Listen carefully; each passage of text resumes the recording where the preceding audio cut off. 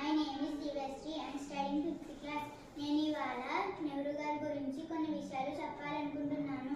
పండిత్ జవహర్లాల్ నెహ్రూ భారతదేశపు మొదటి ప్రధానమంత్రి. నెహ్రూ గారు నవంబర్ 14, 1889లో అలహాబాద్లో జన్మించారు.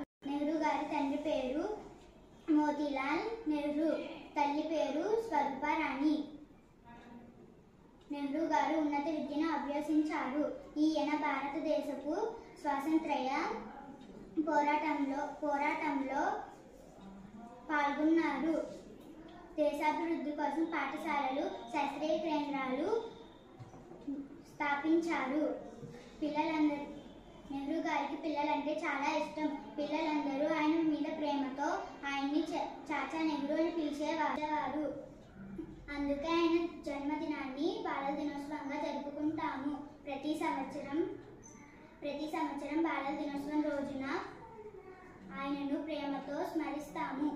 నెహ్రూ గారు మే 27, 1964లో మరణించారు. థాంక్యూ.